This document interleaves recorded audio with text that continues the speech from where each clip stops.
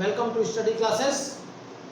Intermediate physics के इस session में हम लोग विभिन्न प्रकार के प्रत्यावर्ती धारा परिपथ की चर्चा करेंगे। इसके पहले हम परिपथ के बारे में पढ़ चुके हैं।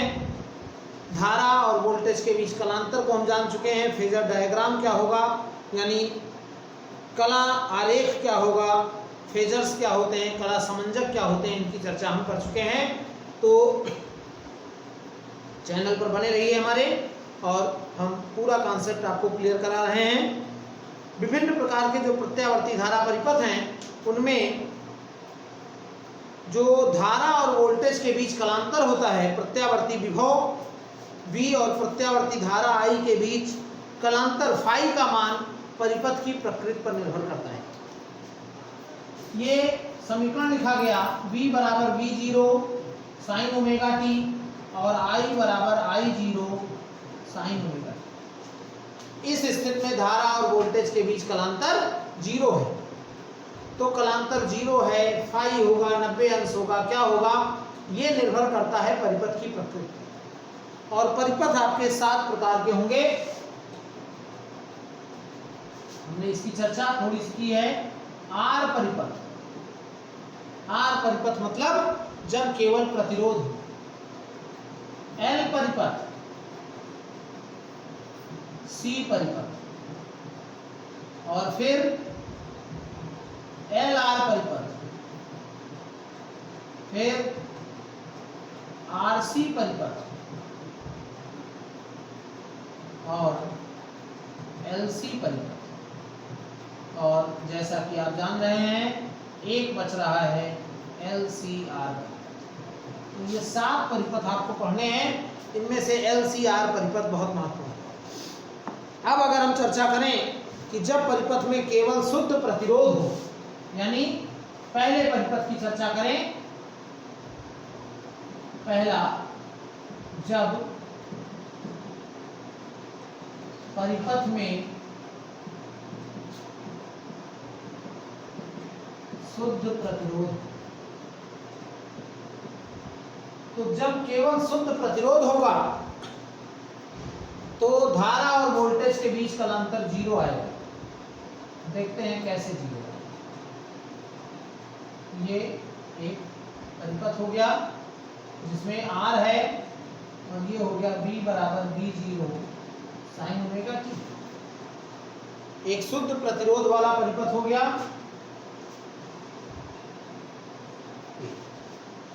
अब अगर R प्रतिरोध का एक परिपथ है जो प्रत्यावर्ती धारा स्रोत V बराबर V0 साइन ओमेगा टी से जुड़ा हुआ है, तो ऐसी स्थिति में क्योंकि विभव जो है V बराबर V0 साइन ओमेगा टी है, तो धारा I बराबर V अपान R होता है। तो जब धारा I बराबर V बटा R लेंगे तो ये V स्क्वायर V0 अपान R और साइन ओमेगा टी।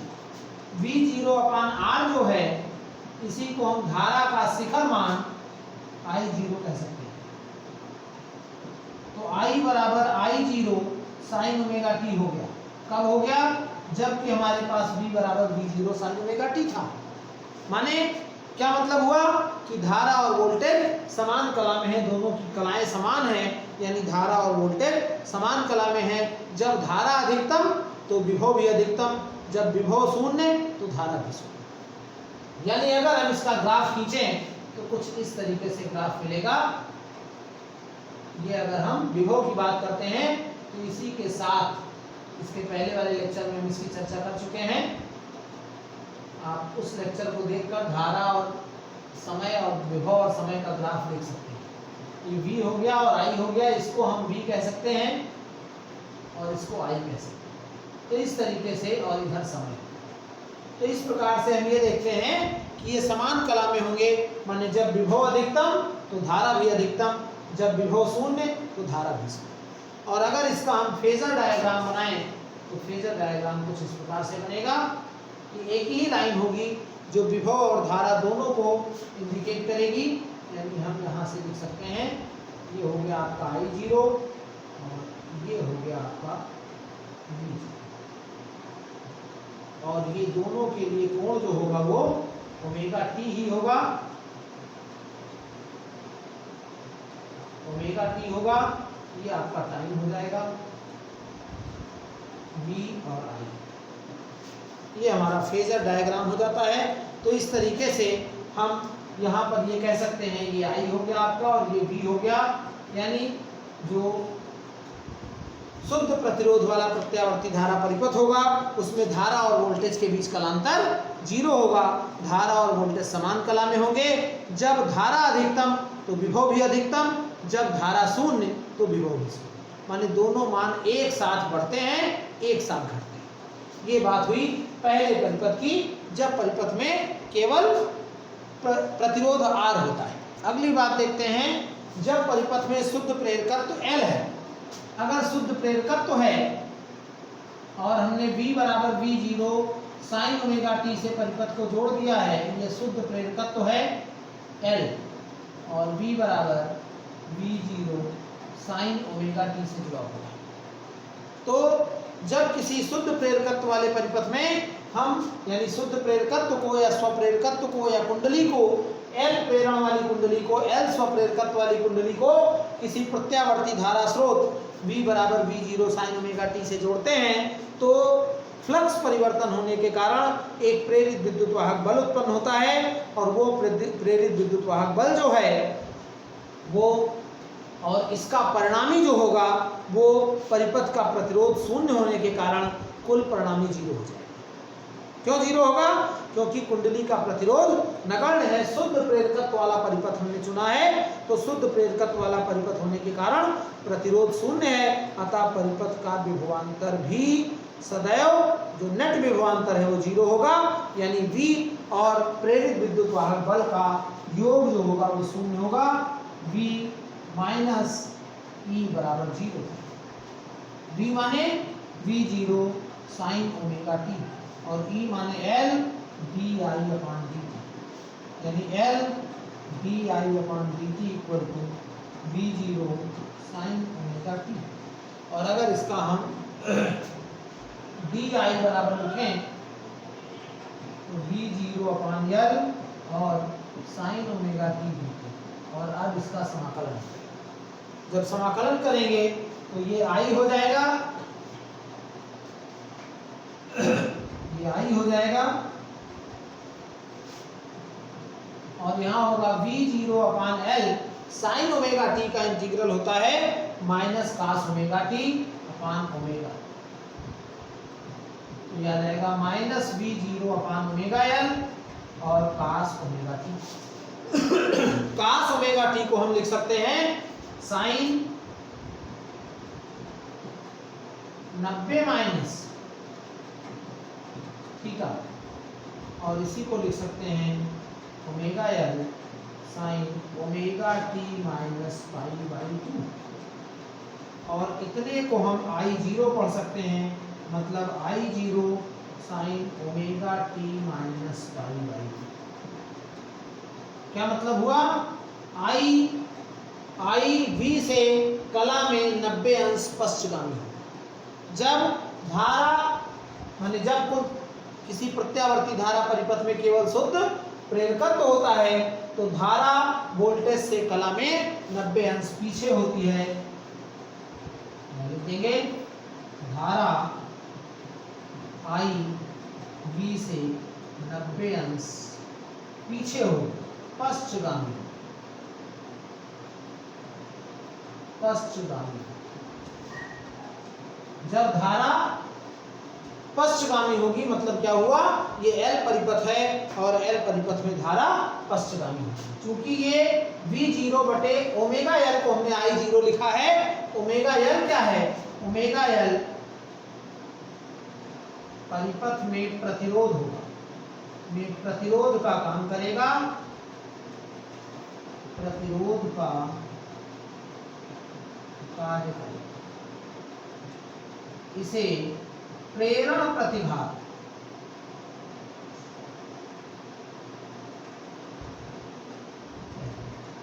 तो प्रेरण प्रतिघात क्या होगा? प्रेरण प्रतिघात एक्सएल बराबर ओमेगा एल। एक्सएल का मान ओमेगा एल लिखा जाएगा। इसका मात्रक जो होगा, मात्रक ओम, मात्रक ओम होगा। क्यों ओम होगा? क्योंकि ये प्रतिरोध की तरह कार्य करता है, एक प्रकार से परिपथ का प्रतिरोध ही होता है। यानी अगर हम प्रेरण प्रतिघात की बात करें तो वो एल परिपथ में प्रतिरोध का काम करता है और इसलिए इसको प्रेरण प्रतिघात कहा जाता है। इसका मात्रक ओम होगा। अगर दिष्ट धारा की बात करें तो दिष्ट धारा की आवृत्ति 0 होती है। एक नंबर का बहुत इंपॉर्टेंट सवाल, दिष्ट धारा के लिए एक्सएल का मान 0 होगा। क्यों 0 होगा? क्योंकि दिष्ट धारा की आवृत्ति 0 होती है और आवृत्ति 0 होगी तो ये ओमेगा जो है, ओमेगा का मान 0 हो जाएगा। और जब ओमेगा 0 होगा तो एक्सएल भी 0 हो जाएगा। माने दिष्ट धारा परिपथ के लिए एक्सएल का मान, प्रेरण प्रतिघात का मान 0 होगा। अब यहाँ पर अगर हम बात करें ग्राफ की, तो V बराबर V0 साइन ओमेगा टी का ग्राफ आप जानते हैं, ये बनता है, ये आपका V, यहाँ ये V0 अधिकतम। और I क्या है? 90 अंश पीछे है। 90 अंश पीछे है मतलब ऋण दिशा में है। यानी I का ग्राफ जो बनेगा वो कुछ इस तरीके से,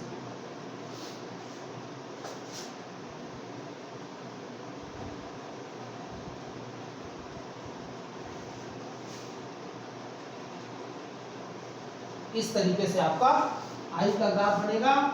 ये आपका I0 है। और अगर फेजर डायग्राम की बात करें तो फेजर डायग्राम आपका ये हो जाएगा इस तरीके से। I क्या है?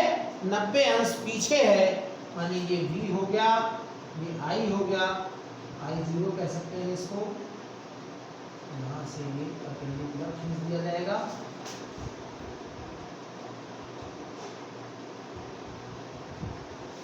और यहाँ से भी परपेंडिकुलर खींच दिया जाएगा।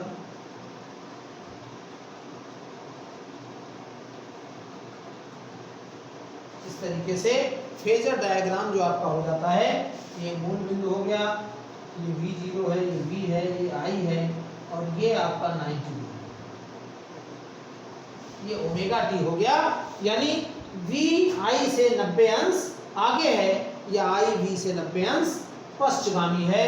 अब अगर हम यहाँ पर इस परिपथ की बात करें, माने L परिपथ की बात करें, तो धारा और वोल्टेज के बीच का अंतर 90 अंश होता है। माने किसी L परिपथ में धारा वोल्टेज से 90 अंश पीछे होती है, 90 अंश पश्चगामी होती है। अब अगर ऐसे परिपथ की बात करें जिसमें प्रत्यावर्ती धारा परिपथ में केवल धारिता C है, तो धारिता C है माने प्रतिरोध उसका नगण्य होगा। और जब हम उसको V बराबर V0 साइन ओमेगा टी यानी प्रत्यावर्ती धारा स्रोत से जोड़ते हैं तो निश्चित आवृत्ति से मान बदलता रहता है और सतत रूप से संधारित्र की प्लेटें आवेशित हो जाएंगी। और आवेशित होने पर माना कि उत्पन्न आवेश Q है और धारा I है, तो V बराबर Q बाई C आप पढ़ चुके हैं। V बराबर Q बाई C और V का मान क्या है? V0 sine omega. अब I बराबर I यानी इसको हम Q का मान अगर निकालें तो क्या होगा? CV0 sine omega. धारा क्या हो जाएगी? dq बाई dt को धारा कहते हैं। यानी इसका हम डिफरेंशियल कर दें तो हमको धारा मिल जाएगी। तो CV0 साइन ओमेगा टी का कास ओमेगा टी और ओमेगा, यानी हम इसको इतना भी लिख सकते हैं ओमेगा से, और कास ओमेगा टी को हम लिख सकते हैं sine pi by 2 plus omega. Pi by 2 minus omega T भी लिख सकते हैं, लेकिन वो नहीं लिखेंगे क्योंकि ओमेगा टी प्लस में जरूरत है 1 अपान ओमेगा सी, और ये हो जाएगा omega T plus pi by 2। बिल्कुल वही, ये हो गया आपका आई, और हम इसको लिखेंगे आई बराबर I0 sign omega T plus pi by 2। और इस प्रकार से अभी इसके पहले वाले में आया था omega T minus pi by 2, और यहाँ आ रहा है omega T plus pi by 2, माने धारा कला में 90 अंश विभव से आगे होती है, आई बी से कला में 90 अंश अग्रगामी है।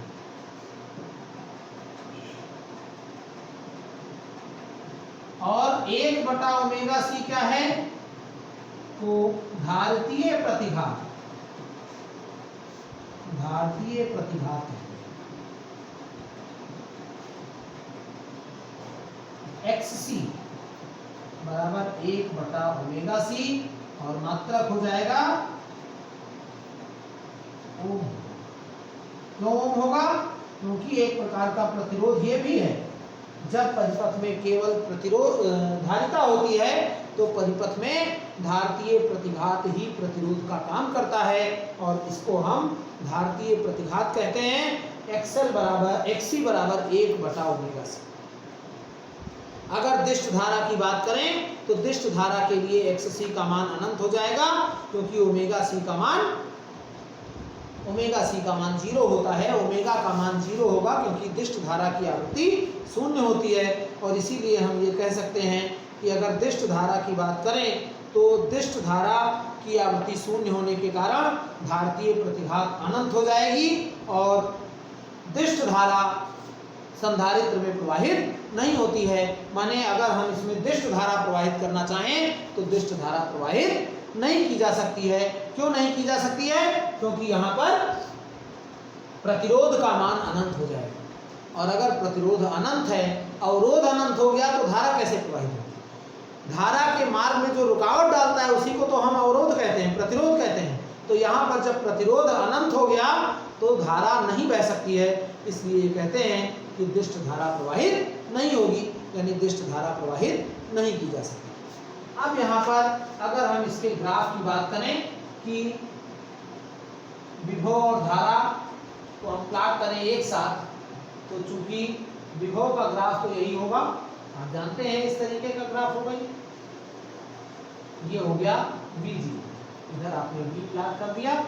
अब I क्या है? I 90 अंश अग्रगामी है, माने V के अधिकतम होने से पहले ही I अधिकतम हो जाता है, माने ये प्लस डायरेक्शन में होगा। कुछ इस तरीके से इसका ग्राफ आपका बनेगा और आपका ये I0 इधर I भी हो गया। अब अगर आप इसके फेजर डायग्राम की बात करें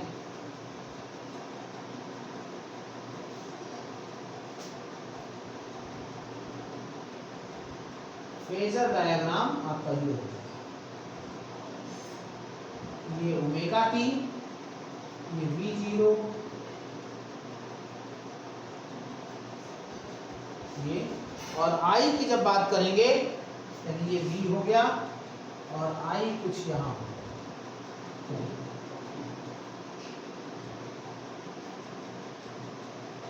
ये I0 और ये एंगल आपका I। तो I का कोण omega T plus pi by 2 और V0 का कोण ओमेगा टी, ये फेजर डायग्राम कहलाता है। तो इस तरीके से XC बराबर 1/ओमेगा C, जिसको हम धारतीय प्रतिघात कहते हैं, जबकि XL बराबर ओमेगा L, जिसको प्रेरकीय प्रतिघात कहते हैं, दोनों परिपथ में प्रतिरोध का काम करते हैं। XL L परिपथ में प्रतिरोध का काम करता है और XC C परिपथ में प्रतिरोध का काम करता है। तो 7 प्रकार के प्रत्यावर्ती धारा परिपथ पढ़ने हैं आपको और उन 7 प्रकार के परिपथों में ये 3 कंप्लीट होते हैं जो सिंगल सिंगल है, R परिपथ, L परिपथ, C परिपथ। अब हम बात करते हैं LR परिपथ की। तो चौथा परिपथ होगा कि जब परिपथ में L तथा R श्रेणी क्रम में, ये श्रेणी क्रम की ही बात हो रही है।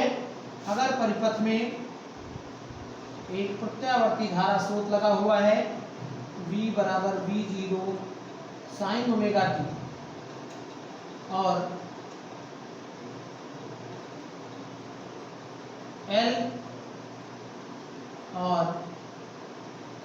R को श्रेणी क्रम में जोड़ा गया, आर हो गया, ये एल। हम ये मान लें कि एल के सिरों के बीच विभवांतर वी एल और आर के सिरों के बीच विभवांतर वी आर है।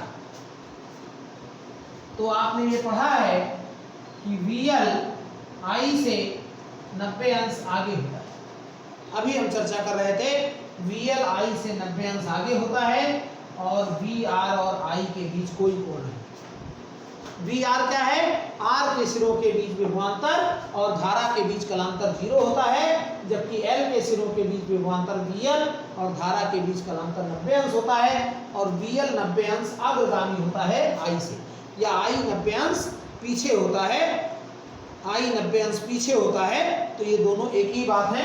अब वी एल तथा वी आर परस्पर लंबवत हो गए, वी एल तथा वी आर परस्पर लंब है, इसलिए परिणामी क्या हो जाएगा?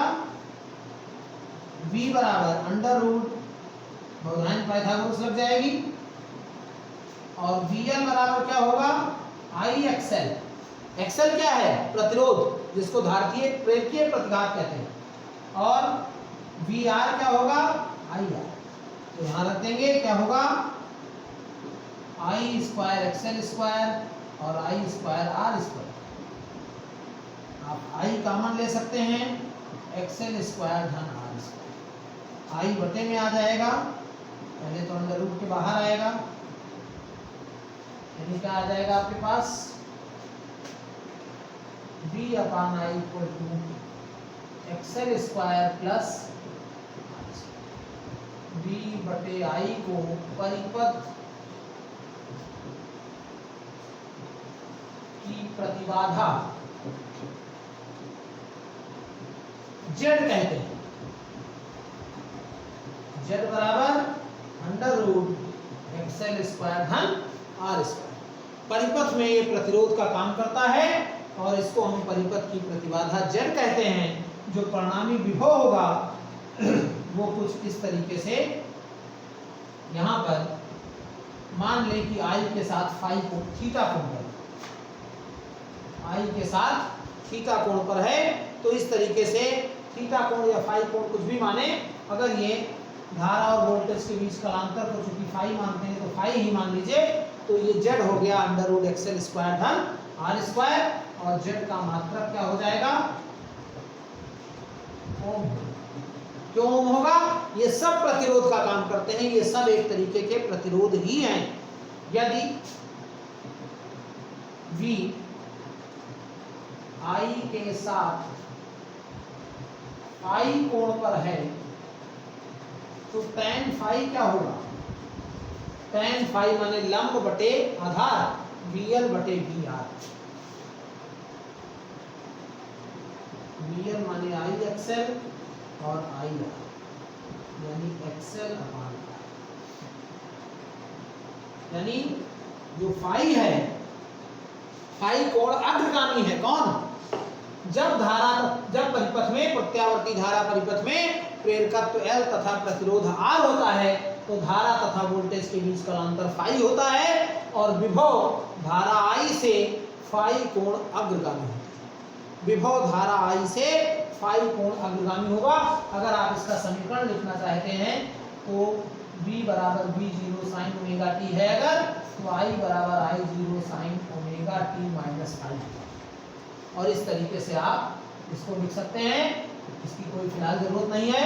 यानी विभव धारा I से कला में 90 अंश अग्रगामी होगा और tan फाई का मान हो जाता है एक्सएल बटे आर। परिपथ की प्रतिबाधा z हो जाती है, जो परिपथ में प्रतिरोध की भांति काम करेगा, और इसका मान होगा अंडर रूट एक्सएल स्क्वायर धन आर स्क्वायर। अब अगर हम यहाँ पर दिष्ट धारा प्रवाहित कर दें तो दिष्ट धारा प्रवाहित करेंगे तो चूंकि एक्सएल का मान 0 होता है दिष्ट धारा के लिए, दिष्ट धारा की आवृत्ति शून्य होने के कारण एक्सएल का मान एक्सएल बराबर ओमेगा एल, और एक्सएल बराबर ओमेगा एल माने ओमेगा का मान 2 पाई एफ होता है, तो दिष्ट धारा की आवृत्ति शून्य होगी, इसलिए एफ का मान 0 हो जाएगा, और एफ का मान 0 होगा तो ओमेगा भी शून्य हो जाएगा। ओमेगा शून्य होगा तो एक्सएल शून्य। माने अगर हम इस प्रकार का परिपथ बनाकर उसमें दिष्ट धारा प्रवाहित करें तो केवल R बचेगा, केवल शुद्ध प्रतिरोध प्रभावी होगा, प्रेरकत्व कुंडली का कोई मतलब नहीं होगा। यानी LR परिपथ की अगर हम बात कर रहे हैं तो LR परिपथ में धारा और वोल्टेज के बीच कलांतर फाई होता है तथा विभव धारा से फाई कोण अग्रगामी होती है, या धारा विभव V से फाई कोण पश्चगामी होती है। और इस प्रकार से हम परिपथ के प्रतिबाधा की बात करते हैं। एक बहुत बड़ा कंफ्यूजन यहाँ होता है एक्सेल लिखने में। एक्सेल ऐसे लिखा जाता है, कहीं भी ऐसे नहीं लिखा जाता। एक्सेल का मतलब x गुणे L नहीं है। एक्सेल का मतलब है कि ये परिपथ की प्रतिबाधा को, एक तरीके का प्रतिरोध है ये, जिसको हम धारतीय प्रतिघात कहते हैं, यानी धारतीय नहीं सॉरी प्रेरकीय प्रतिघात कहते हैं। इंडक्टिव रेजिस्टेंस इसका नाम है, इंडक्टिव रिएक्टेंस, रिएक्टेंस माने प्रतिघात और इंडक्टिव माने प्रेरण, प्रेरण प्रतिघात कहलाता है। इसी तरीके से XC होता है, XC को हम ऐसे लिखते हैं, x नीचे c लगाते हैं, यानी XC बराबर कहीं भी x गुणे c नहीं है। और ये भी परिपथ में एक तरीके का प्रतिरोध होता है, प्रतिरोध की भांति कार्य करता है, और इसको हम कैपेसिटिव रिएक्टेंस कहते हैं। कैपेसिटिव रिएक्टेंस का मतलब हुआ धारतीय प्रतिघात, और ये जितने प्रकार के प्रतिघात हैं इन सब का मात्रक ओम होगा। क्यों ओम होगा? क्योंकि ये सब केवल एक काम करते हैं परिपथ में, धारा के मार्ग में रुकावट डालने का। Z प्रतिबाधा है, इम्पीडेंस। LR परिपथ की इम्पीडेंस है। हम अगले सेशन में जब LC परिपथ की बात करेंगे तो LC परिपथ का भी इम्पीडेंस Z होता है। RC परिपथ की बात करेंगे तो RC परिपथ का भी इम्पीडेंस Z होता है, और जब LCR परिपथ की बात करेंगे तो LCR परिपथ का भी इम्पीडेंस Z ही होता है। यानी किसी भी प्रत्यावर्ती धारा परिपथ में जो धारा के मार्ग में रुकावट डालता है उसी को हम प्रतिबाधा, प्रतिरोध, प्रेरकीय प्रतिघात अथवा धारतीय प्रतिघात कह सकते हैं। मतलब क्या हुआ? धारतीय प्रतिघात, प्रेरकीय प्रतिघात, प्रतिरोध, प्रतिबाधा, ये सब एक ही चीज है। अलग अलग परिपथ के हिसाब से इनके अलग अलग नाम लिखे जा सकते हैं। अगर R परिपथ है, यहाँ हम 60 में यहाँ लिख रहे हैं आपके याद करने के लिए। R के लिए प्रतिरोध क्या होगा? R होगा। L के लिए प्रतिरोध क्या होगा? XL होगा। C के लिए प्रतिरोध क्या होगा? XC होगा। LC, RC, LR या LCR, तीनों के लिए प्रतिरोध क्या होगा? Z, impedance. तो इस तरीके से हम परिपथ के प्रतिरोध की बात करते हैं। 4 परिपथ आपके हो गए। अब आपके पास LC, RC और LCR, ये 3 परिपथ बच रहे हैं। इनकी चर्चा हम अगले सेशन में करेंगे। आप इन जो परिपथ हम बता रहे हैं, इन परिपथ का अच्छे से कॉन्सेप्ट क्लियर कर लीजिए। न्यूमेरिकल बिना इनके नहीं लगेंगे। अगर आपको ये कॉन्सेप्ट क्लियर नहीं है तो इस चैप्टर का एक भी न्यूमेरिकल नहीं होना है। और बहुत आसान है, कुछ ऐसा कठिन नहीं है। आप इसको थोड़ी सी मेहनत करके अपना नोट्स तैयार करेंगे तो आपका ये काम कंप्लीट हो जाएगा और ये चैप्टर भी कंप्लीट हो जाएगा। और इस चैप्टर से 6-7 नंबर का सवाल आपको परीक्षा में मिलना है। थोड़ा बड़ा चैप्टर है, इसलिए ज़्यादा क्वेश्चन भी इससे पूछे जाते हैं। चैनल पर आप हमारे बने रहिए। अगर आपने हमारे channel study classes bye Ajay Mehrotra को अभी तक सब्सक्राइब नहीं किया है तो चैनल को सब्सक्राइब करके बेल आइकन को प्रेस कर दीजिए, ताकि इस पर आने वाले वीडियोस के नोटिफिकेशन आपको मिलते रहें और आप उनका बेहतर लाभ लेकर अपने सिलेबस की, अपने एग्ज़ाम की अच्छी प्रिपरेशन कर सकें, ताकि आपको परीक्षा में अच्छे अंक प्राप्त हो सकें। हमारे वीडियो को आप लाइक और शेयर जरूर करें। आप जो भी जहाँ भी जुड़े हुए हैं, व्हाट्सएप ग्रुप में, टेलीग्राम ग्रुप में जहाँ भी जुड़े हुए हैं, तो अपने मित्रों में, अपने दोस्तों में हमारे वीडियो को अधिक से अधिक शेयर करें। आप हमसे टेलीग्राम पर भी जुड़ सकते हैं। टेलीग्राम का लिंक होगा study_classes_अजय_मेहरोत्रा। इस लिंक को ओपन करके आप हमसे टेलीग्राम पर भी जुड़ सकते हैं। आप यहाँ पर जहाँ डिफरेंशियल और इंटीग्रल की ज़रूरत होती है, उसके लिए आप मैथमेटिक्स के प्लेलिस्ट में जाकर इंटीग्रेशन का चैप्टर और डिफरेंशिएशन का चैप्टर देखकर वहाँ से आप अपना तैयार कर सकते हैं। खासकर जो बायोलॉजी के छात्र हैं उनको इसमें थोड़ी असुविधा होती है, तो वो उस लिंक को ओपन करके वहाँ से डिफरेंशिएशन और इंटीग्रेशन कंप्लीट कर सकते हैं। अगले सेशन में शेष जो 3 बचे हुए परिपथ हैं उनकी चर्चा हम करेंगे। धन्यवाद।